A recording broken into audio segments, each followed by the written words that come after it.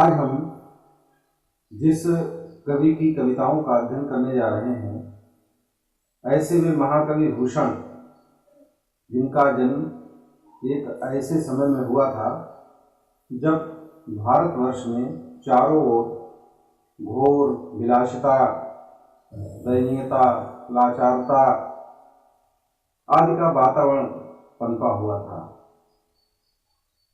कवि लोग अपने आश्रयदाता राजाओं की प्रसन्नता के लिए श्रृंगारिक रचनाएं किया करते थे। ऐसे समय में भूषण ही एक ऐसे कवि हुए जिन्होंने वीर रस की पताका को फहराया था। इन्होंने किसी भी राजा की प्रशंसा नहीं की, झूठी प्रशंसा नहीं की। इनके केवल एक दो ही बड़े आदर्श राजा रहे, जिनमें महाराजा छत्रपति शिवाजी और महाराजा छत्रसाल बुंदेला। इन्होंने अपनी कविताओं में इन दोनों वीर नायकों की वीरता का ही गुणगान किया है। ये राजा दानवीर, धर्मवीर, युद्धवीर, उदात्त, दयावान आदि आदि गुणों से युक्त रहे हैं और इनकी इन्हीं गुणों का चरित्र गायन इन्होंने अपनी कविता में किया है।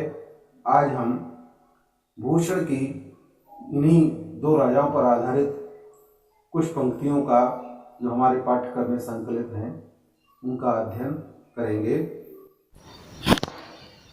शिवा शौर्य शीर्षक से इसमें जो 5 पद दिए गए हैं, इनमें प्रथम पद में शिवाजी की जो सेना है, चतुरंगणी सेना। चतुरंगणी सेना किसे कहते हैं कि सेना के 4 अंग होते हैं। इनमें पैदल, घुड़सवार, रथ और हाथी, ये सेना के 4 अंग कहे गए का इनको सजा करके शिवाजी युद्ध के लिए प्रस्थान करते हैं। उन प्रस्थान समय का इसमें वर्णन किया गया है। इसमें जो है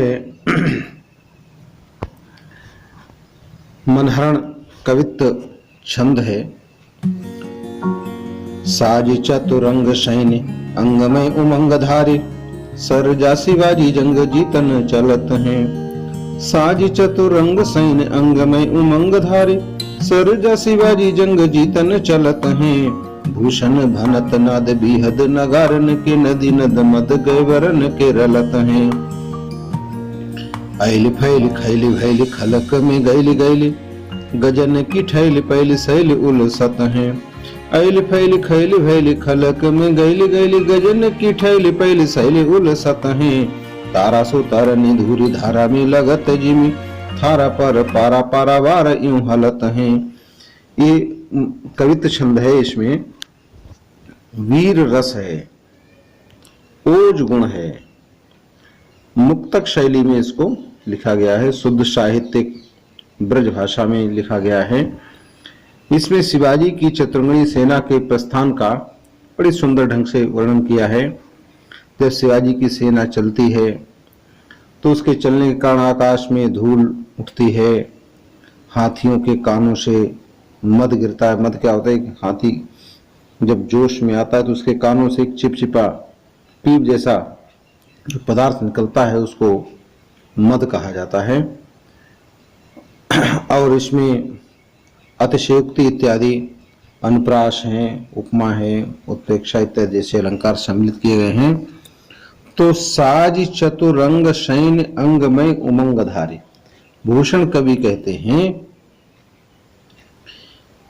कि सरजा शिवाजी जंग जीतन चलते हैं। सरजा जो है वो शिवाजी को एक उपाधि दी गई है, जिसका मतलब महाराज होता है अथवा बहुत वीर पराक्रमी पुरुष, उसको सरजा कहा गया।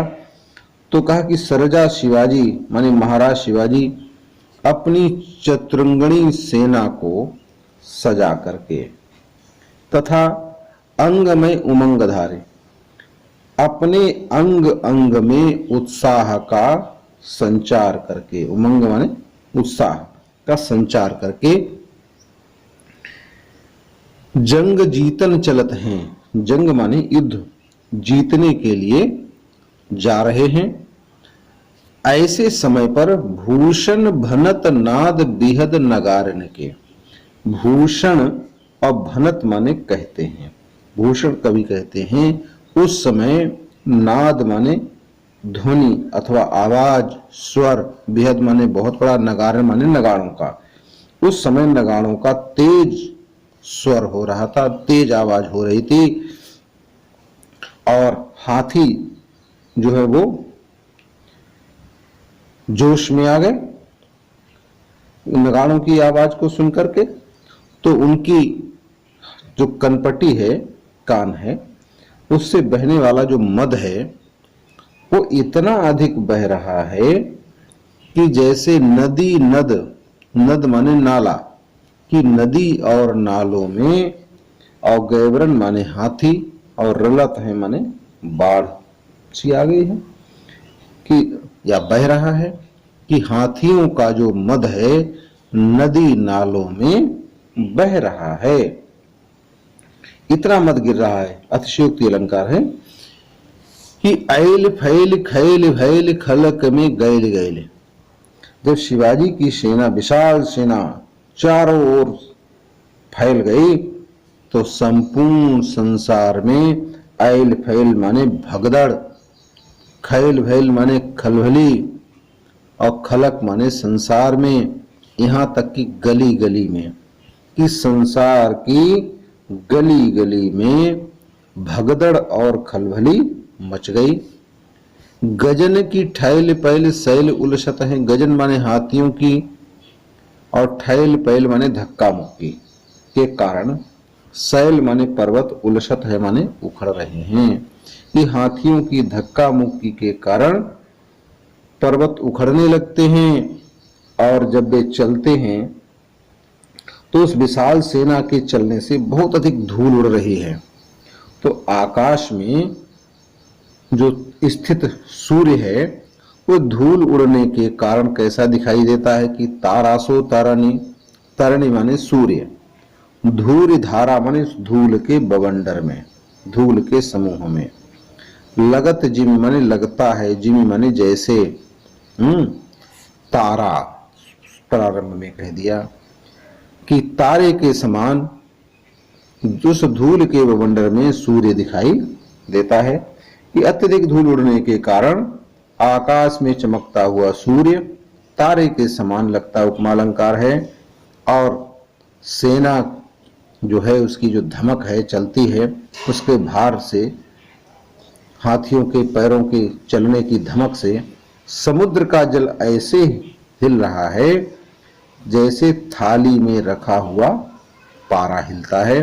कि थारा माने थाली, पारा एक द्रव धातु होती है, पारावार माने समुद्र, यूं माने ऐसे, हलत है माने हिलते हैं, कि समुद्र का जल इस प्रकार हिल रहा है जैसे थाली में रखा हुआ पारा।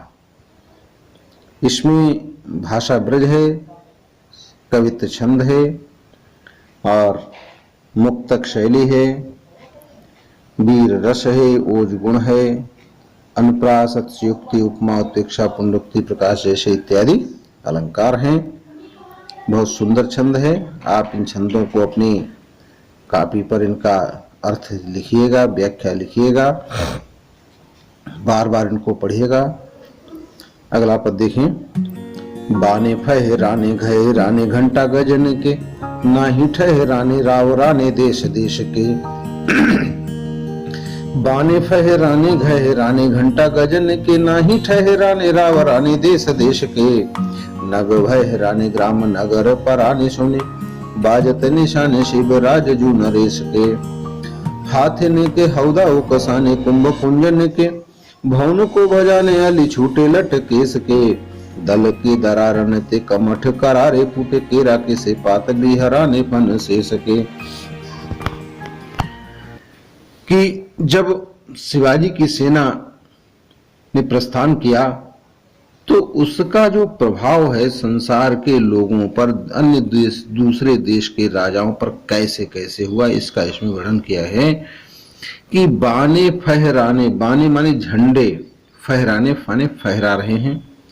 और गहराने घंटा गजन के, गहराने माने बजने लगे, बहुत अधिक ध्वनि होने लगी। गजन माने हाथियों की पीठ पर बंधे हुए घंटे। भूषण कवि कहते हैं कि वीर शिवाजी की सेना के झंडे फहराने लगे और हाथियों के गले में पड़े हुए घंटे बजने लगे। तो ये देख सुन करके ना ही ठहराने राव राणे देश देश के।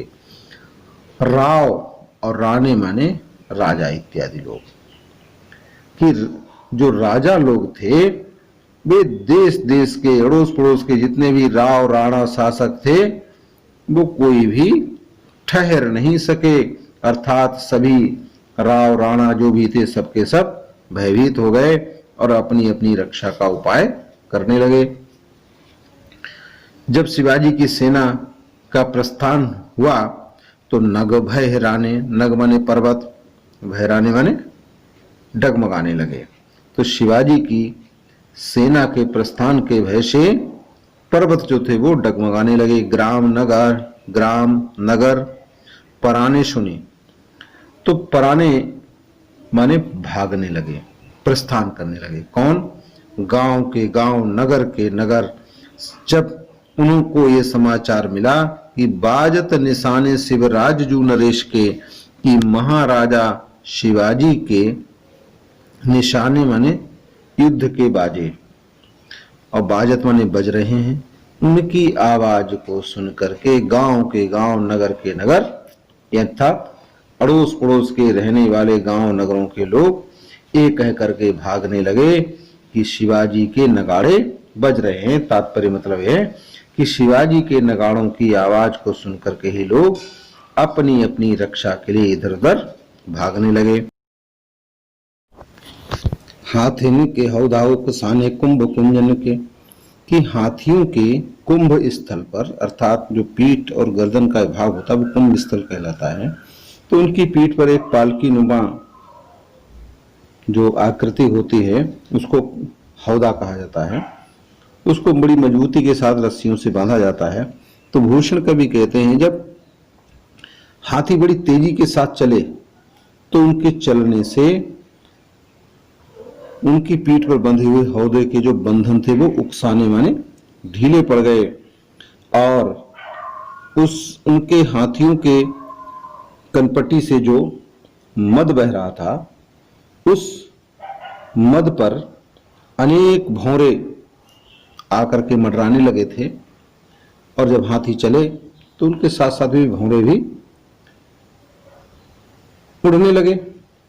तो भवन को भजाने अली छूटे लटकेस के, भवन माने भवन और भजाने माने भागने लगे का। तो वे उड़ते हुए भौरे ऐसे लग रहे थे मानो अली माने भौरे और छूटे लटकेस के, केश माने बाल, कि जैसे किसी के बाल जो हैं हवा में इधर उधर लहरा रहे हैं। लटों के खुल जाने पर जो बाल इधर उधर लहराने लगते हैं, तो कहा ऐसे लहराते हुए बालों के समान वे भौरे भी अब अपने अपने घरों की तरफ भागने लगे। दल के दरारन थे कमठ करारे फूटे, केरा के से पात बिहराने फन शेष के। दल माने सेना के, जो शिवाजी की सेना के चलने के कारण हिंदू धर्म ग्रंथों में ऐसा वर्णन मिलता है कि ये पृथ्वी जो है कछुए की पीठ पर टिकी हुई है अथवा शेषनाग के फन पर टिकी हुई है। तो कभी उसी बात को कहता है कि दल माने सेना के, दरारन माने धमक से, और कमठ माने कछुए की, करारे माने कठोर जो पीठ थी वो टूट गई, और केरा के से पात बिहराने फन शेष के, शेष माने शेष नाग के फन तो ऐसे बिहराने माने विदीर्ण हो गए, फट गए जैसे केला के पत्ते। शेष नाग के फन केला के पत्ते के समान फट गए। तो इस पद में शिवाजी की सेना का प्रस्थान करते समय जो उसका प्रभाव, उसका डर, आतंक शत्रुओं पर पड़ा, उसका चित्रण किया है। तो और इसमें जो है चित्रात्मक शैली विद्यमान है। वैसे तो मुक्तक शैली है, उपमा, अतिशयोक्ति इत्यादि उत्प्रेक्षा इत्यादि अलंकार हैं, वीर और भयानक रस है, ओज गुण है, कवित छंद है, भाषा ब्रज है। अगले पद में जब शिवाजी का शत्रुओं के साथ युद्ध हो रहा है तो उसका चित्रण कवि ने किया है कि छूटत कमान बान बंदूक को कबान, मुश्किल हो तो मूर्छा न हूं की ओट में। छूटत कमान बान बंदूक को कबान, मुश्किल हो तो मूर्छा न हूं की ओट में। ताही समय शिवराज हुकुम के हल्ला की दावा बांधे दुष्ण पे वीरन लजोट में। भूषण भनत तेरी हिम्मत कहाँ लो कहूं, कीमत यहाँ लगे है जाकी भट्ट झोट में। भूषण भनत तेरी हिम्मत कहाँ लो कहूं, कीमत यहाँ लगी है जाकी भट्ट झोट में। ताव दे दे मूछन कंगूरन पे पाँव दे दे घाव दे दे, अरे मुख कूद पर कोट में। कि अब युद्ध हो रहा है शत्रुओं के साथ में, तो शत्रुओं की सेना की ओर से कि छूटत कमान बाण, कि कमान माने धनुष से बाण छूट रहे हैं, बंदूक चल रही हैं, कोक बाण, एक कोक नाम का कोई एक विशेष बाण उस समय रहता होगा, तो का ये सभी अस्त्र शस्त्रों का प्रयोग हो रहा है। ऐसे में मुश्किल हो तो मूर्छानों की ओट में, ऐसे में मोर्चे की ओट में अपनी सुरक्षा करना बड़ा मुश्किल हो रहा है। जो मोर्चा लगाए सैनिक खड़े हैं, तो कहा ऐसे में अपनी जो है ओट में अपनी सुरक्षा करना उन शत्रुओं के लिए बड़ा ही मुश्किल हो रहा है। ताही समय शिवराज हुकुम के हल्ला की होगा, ऐसे भीषण युद्ध के समय में महाराज शिवाजी ने अपनी सेना के कुछ चुने हुए वीरों को साथ में लिया और उनको शत्रुओं पर आक्रमण करने का आदेश दिया। हुक्म माने आदेश देना और हल्ला माने आक्रमण का। इसी समय महाराजा शिवाजी ने अपनी सेना के कुछ चुने हुए वीरों के साथ में शत्रुओं पर आक्रमण करने का आदेश दिया। और वे वीर पुरुष कि दावा बांध देशन पे वीरन लजोट में। भूषण कवि कहते हैं कि महाराज शिवाजी कि उन वीरों ने शत्रुओं पर झुंड के झुंड उन पर टूट पड़े और उनसे जोट माने मुकाबला करने लगे। तो भूषण कवि कहते हैं, भूषण भनत, भनत माने कहते हैं, भूषण कवि कहते हैं, हे शिवाजी मैं तेरी इस हिम्मत की कहां तक वर्णन करूं कि जिसके वीरों के समूह में कोई कीमत ही नहीं है। कीमत यहाँ लगे है जाकी भट्ट झोट में। भट्ट माने योद्धा और झोट माने समूह, कि इन योद्धाओं के समूह में तेरे इन वीरों की कोई कीमत नहीं है। अर्थात कहने का आशय है कि शिवाजी की हिम्मत अकथनीय है और शिवाजी के जो वीर पुरुष हैं वे अत्यधिक सम्माननीय हैं, अमूल्य हैं। ताव दे दे मूछन, ताव दे दे मूछन कंगूरन पे पांव दे दे घाव दे दे, अरे मुख कूद परे कोट में।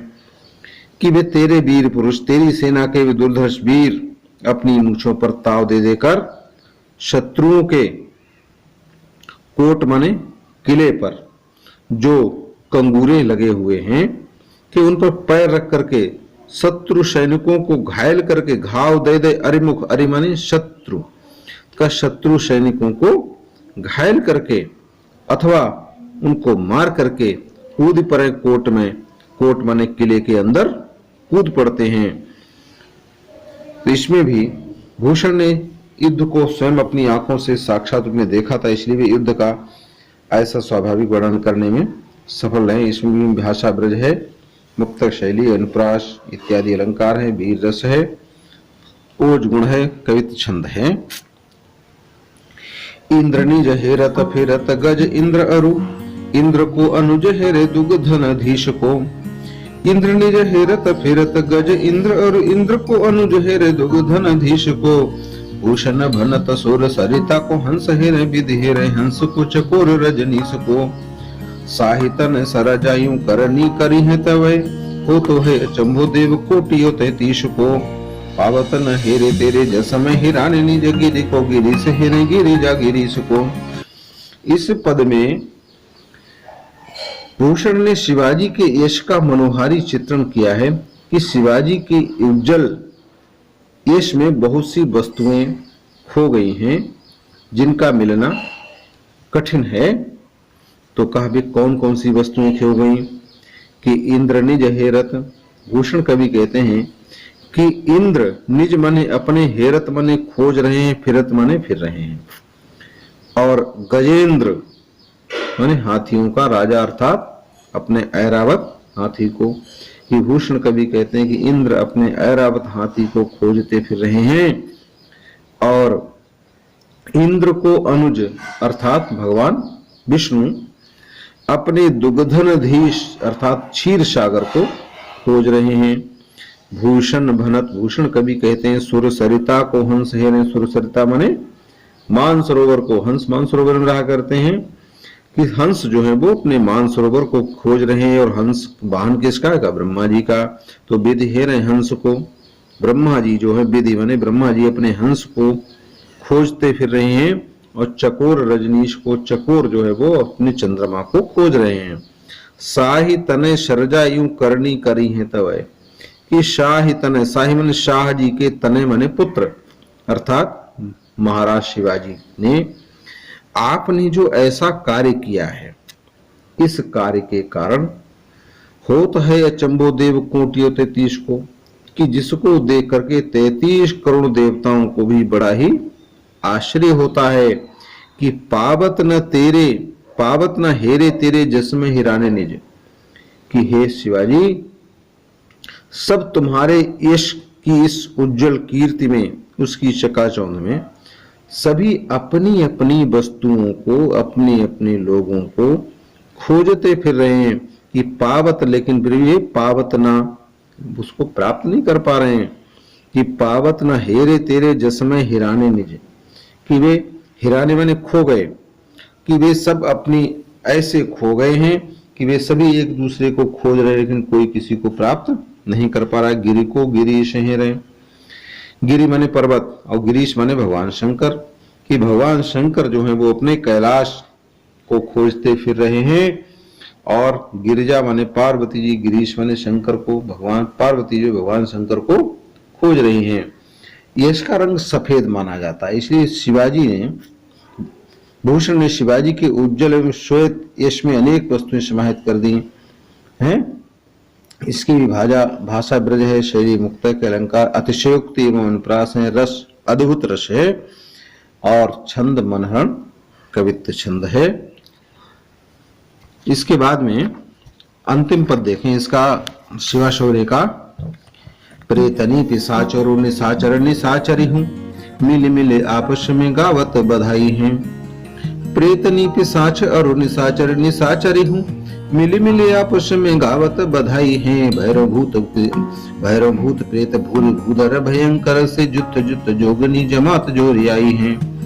किलक किलक के कुतूहल करति काली डिमि डिमि डमरू दिगंबर बजाई है। किलक किलक के कुतूहल करति काली डिमि डिमि डमरू दिगंबर बजाई है। शिवा पूछे शिव सो समाज, आज कहाँ चली काहू पे शिवा नरेश भ्रकुटी चढ़ाई है। महाराज शिवाजी ने शत्रु सेना का ऐसा भीषण संहार किया कि चारों ओर मांस के लोथड़े, रक्त की धाराएं ही दिखाई दे रही हैं। इस रक्त और मांस का भरपूर आनंद लेने के लिए सभी भूत प्रेत पिशाचनी ये सभी बाप आ गए। सभी बड़े आनंद मना रहे हैं कि आज उनको खूब भरपेट खाने पीने को मिलेगा। इसी का वर्णन इस पंक्ति में कवि ने किया है। महाकवि भूषण कहते हैं कि प्रेतनी पिशाच और निशाचर निशाचरी हूं, कि प्रेतनियां, पिशाच, राक्षस, राक्षसियां सभी आपस में मिल मिल करके एक दूसरे को खूब बधाई दे रहे हैं और आनंद मना रहे हैं। कहें आज तो हमको बिना प्रयास के ही खूब भरपूर भोजन मिल रहा है। मिल मिले आपस में गावत बधाई है। आज सब छक करके पूरी तरह से तृप्त हो जाने के लिए एक दूसरे से कहते हैं आज खूब खाओ पियो। फिर आगे कहा कि भैरव भूत प्रेत भूरि भूधर भयंकर से, भूधर माने पहाड़। कहा वहां पर विशाल काय पर्वतों के समान, जिनके शरीर का आकार कैसे है? पर्वत के समान बड़े बड़े ऊंचे, भैरव, भूत, प्रेत, योगिनियां हैं, ये सब के सब झुंड के झुंड, जुत्थ के जुत्थ, और जमात माने दल, टोली, सब जुत्थ के जुत्थ टोली बना बना करके वहां पर एकत्र हो गए। तो मां काली भी बड़ी खुश हैं। तो किलके किलके के कुतूहल करती काली, मां काली खुशी और कुतूहल के मारे किलकारियां मार मार करके खूब युद्ध के उस क्षेत्र में इधर उधर खेल रही हैं, दौड़ भाग कर रही हैं। तो भगवान शंकर ने अपने इस समाज को खूब प्रसन्न देखा, तो वो भी उनकी प्रसन्नता में शामिल हो गए और उन्होंने भी अपना डिम डिम डमरू बजाना प्रारंभ कर दिया। दिगंबर माने भगवान शंकर की डिम डिम डमरू दिगंबर बजाई हैं। शिवा पूछे शिव सो समाज आज कहाँ चली। तो ऐसे में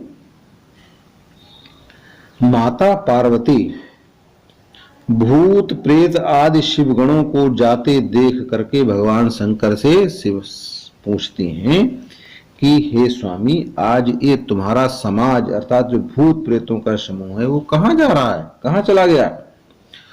तो भगवान शंकर उनको समझाते हुए कहते हैं कि काहू पर शिवा नरे से भ्रकुटी चढ़ाई है कि आज लगता है किसी पर महाराज शिवाजी ने क्रोध में भर करके किसी राजा पर आक्रमण कर दिया है, उसकी सेना का भीषण संहार कर दिया। ये भूत प्रेत सब अपनी भूख शांत करने के लिए वहीं पर जा रहे हैं। इसमें भगवान शंकर को भूत प्रेत इत्यादों का स्वामी माना गया, वे उनके सेवक हैं और उनके अनुचर मांस भोजी हैं। इसलिए वे शिवाजी द्वारा किए गए शत्रुओं के संहार पर अत्यधिक प्रसन्न हैं। इसमें जो है मुक्तक शैली, भाषा ब्रज है, छंद मनहरण कवित्व है, रस जो है वो अद्भुत रस है। इसके बाद में जो दूसरा शीर्षक है छत्रसाल प्रशस्ति, इसमें भी दो पद हैं।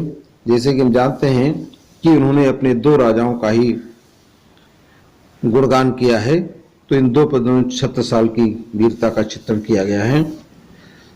पहले पद में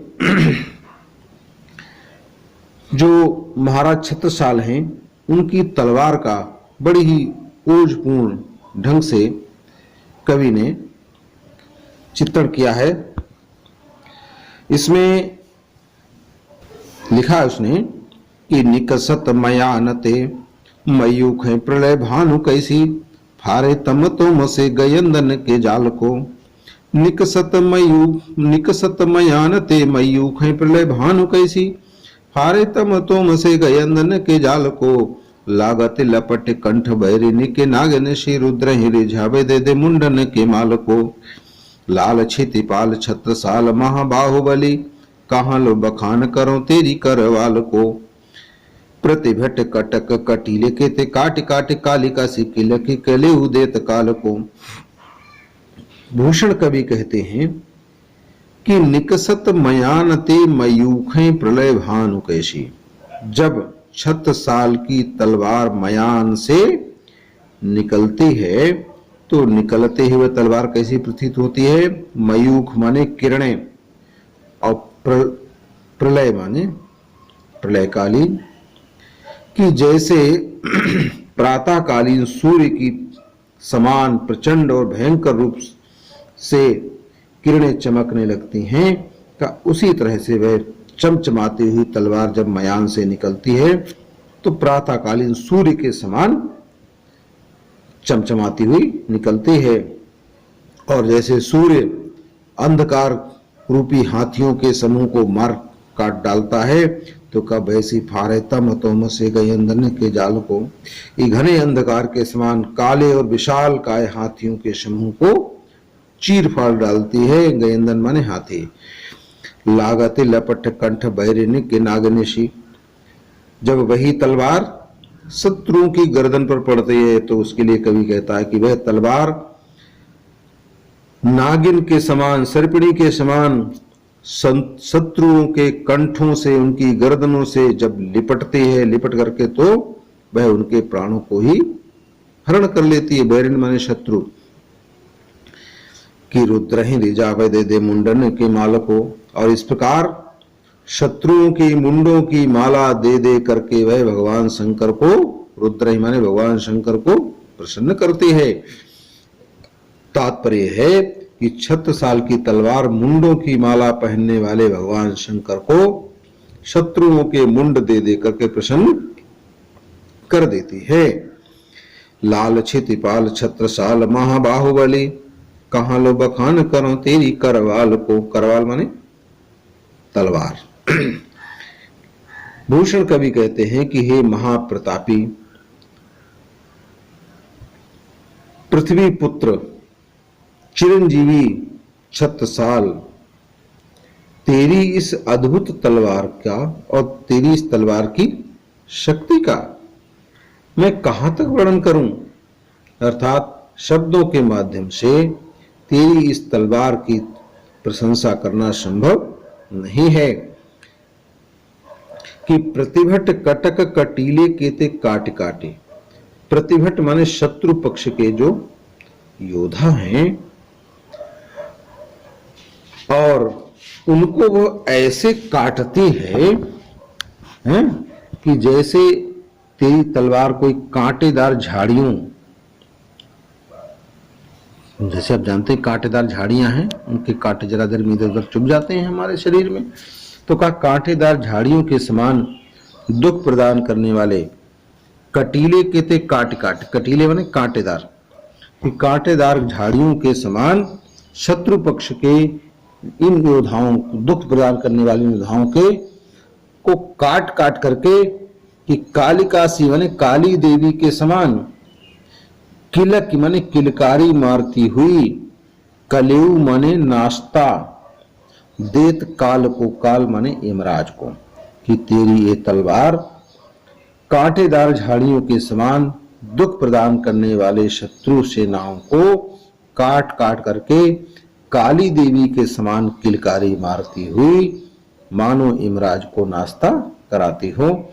इस पद में महाराज छत्रसाल की वीरता का वर्णन कवि ने किया है। छत्रसाल युद्ध में बड़े ही निपुण महावीर योद्धा हैं। इसकी भी भाषा ब्रज है, वीर रस है, ओज गुण है, अविधा शक्ति है, लक्षणा शक्ति है, मनहण कवित्व है, उपमा अतिशयोक्ति अनप्राश इत्यादि अलंकार इसमें आए हुए हैं। इसके बाद में अंतिम पद देखें। भुज भुज गेस की बे संगिनी भुजंगिनी शिखेद खेद खाती दी है दारुण दलन के। भुज भुज गेस की बे संगिनी भुजंगिनी शिखेद खेद खाती दी है दारुण दलन के। बखतर पाखरन बीच धस जाति मीन पैर पार जात परवाह ज्यों जलन के। रैया राव चंपति की छत्रसाल महाराज भूषण सकई करी बखान को बलन के। रैया राव चंपति के छत्रसाल महाराज भूषण सक करे बखान को बलन के। पक्षी पर छीने ऐसे परे पर छीने वीर तेरी बर छीने हैं खलन के। इसमें भी छत्रसाल की प्रशंसा करते हुए कवि कहते हैं कि हे महावीर छत्रसाल, जिस प्रकार भुज भुजगेश की वे संगिनी भुजंगनिशी, भुजगेश माने भुजाओं का स्वामी शेषनाग के साथ उसकी भुजंगिनी माने जो साथिन है नागिन, कि जिस प्रकार शेषनाग के साथ नागिन रहती है उसी प्रकार से तुम्हारी इस भुज माने भुजा के साथ ये तेरी तलवार भी सदैव साथ में ही रहती है। खेद खेद खाती दी है दारुण दलन के, कि जैसे नागिन जो है अपने शत्रुओं को दौड़ा दौड़ा करके मारती है, उसी प्रकार से ये तेरी ये तलवार भी खेद खेद माने दौड़ा दौड़ा करके, दी है माने बड़ी भयानक भयंकर, और दारुण दलन माने सेना, और दी है माने बड़ी और दारुण माने भयंकर, सॉरी। तो दीह माने बड़ी और दारुण माने भयंकर, कि तेरी ये जो तलवार है बड़ी भयंकर शत्रु सेनाओं को भी दौड़ा दौड़ा करके खा जाती है, उनको मार डालती है। बखतर पाखरन बीच धस जाति मीन। बखतर कहते हैं कवच और पाखर कहते हैं हाथियों की पीठ पर एक लोहे के तारों से बनी हुई लोहे की एक झूल होती थी, जिसको हाथियों की पीठ पर या घोड़ों की पीठ पर डाल देते थे। कोई बाण शत्रु मारता था तो हाथियों के वो लगता नहीं था, उसको पाखर कहा जाता है। लेकिन वो कवि यहाँ कहता है कि तेरी ये जो तलवार है एक कवच और पाखरों को फोड़ करके उनके शरीर में ऐसे धस जाती है कि जैसे कोई मीन माने मछली, पैर माने तैर करके, पार जात माने इस पार से उस पार चली जाती है, प्रवाह माने धारा, और जलन माने जल की। जैसे कोई मछली बड़ी सरलता से आसानी से जल के प्रवाह को पार कर लेती है, उसी प्रकार से तेरी ये तलवार भी कि सैनिकों के कवच और हाथी घोड़ों की पीठ पर पड़ी रहने वाली उस पाखर को भेद कर बड़ी सरलता से प्रवेश कर जाती है। रैयाराव चंपत के छत्रसाल महाराज।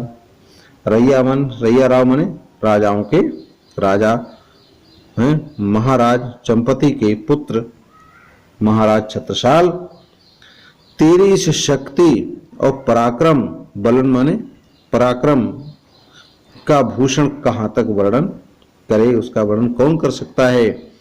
कि जिस प्रकार पक्षी पर छीने ऐसे परे पर छीने वीर। पक्षी माने चिड़िया और पर माने पंख, छीने माने कटा हुआ। कि जिस प्रकार से किसी पक्षी के पंख यदि कट जाएं तो उसकी सारी शक्ति समाप्त हो जाती है, जमीन पर गिर जाता है, फिर वो कुछ कर नहीं पाता। उसी प्रकार से तेरी इस बरछी ने इन शत्रु पक्ष के वीर सैनिकों की सारी शक्ति को क्या कर दिया है, नष्ट कर दिया है। कहा ऐसे पर छीने वीर कि वे शत्रु पक्ष के वीर योद्धा युद्ध भूमि में ऐसे पड़े हुए हैं जैसे पंख कटा हुआ पक्षी शक्तिहीन हो जाया करता है। और तेरी बरछीने हैं खलन के। यहाँ शब्द पे ध्यान रखना कि बरछीने शब्द 2 बार आया है, ठीक है। ऐसे पहले शब्द में परछीने, तो यहाँ एमक अलंकार है। यानी एमक अलंकार कहाँ होता है, जहां पर कोई शब्द या शब्द समूह एक से अधिक बार प्रयोग हो, हर बार उसके अर्थ भी अलग अलग हों, तो वहां एमक अलंकार होता है। इसलिए इसको ध्यान रखना कि पहला शब्द है जैसे पक्षी पर छीने माने पंख कट जाने पर, और दूसरा है परे पर छीने वीर। अब पर छीने का मतलब है कि दूसरों के द्वारा छीण कर दिया गया, पर माने दूसरा और छीने माने छीन लिया गया है। तो कहा वे वीर पुरुषों की शक्ति छीन ली गई और वे पंख कटे हुए पक्षी के समान युद्ध भूमि में पड़े हुए हैं। तो कहा तेरी बरछी माने भाले ने, और बरछीने माने ताकत को छीन लिया, उनकी शक्ति को समाप्त कर दिया।